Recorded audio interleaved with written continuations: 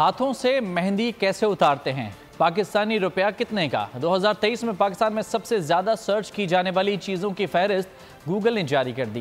इस फहरिस्त में क्या कुछ है आपको दिखाते हैं इस रिपोर्ट में। 2023 में पाकिस्तानियों की मसरूफियात क्या रही, गूगल पर क्या क्या सर्च किया गया, फहरिस्त सामने आ गई। पाकिस्तानियों ने गूगल बाबा से सबसे ज्यादा ये सवालात पूछे कि व्हाट्सएप चैनल कैसे बनाते हैं, कनाडा के वीजे के लिए कैसे अप्लाई करते हैं, हाथों से मेहंदी कैसे उतारते हैं, चैट जीपीटी कैसे इस्तेमाल करते हैं, मैट्रिक का रिजल्ट कैसे चेक करते हैं, स्नैपचैट पर एआई कैसे चलाते हैं, तरावी की नमाज कैसे पढ़ते हैं। पाकिस्तान में खबरों में सबसे ज्यादा इसराइल और गजा में जंग के बारे में सर्च किया गया। पाकिस्तानी रुपए के बारे में भी अवाम ने खुसूसी दिलचस्पी ली। पाकिस्तान में सबसे ज्यादा फिल्में और टीवी शोज में ओपनहैमर, जवान, पठान, बारबी शामिल हैं।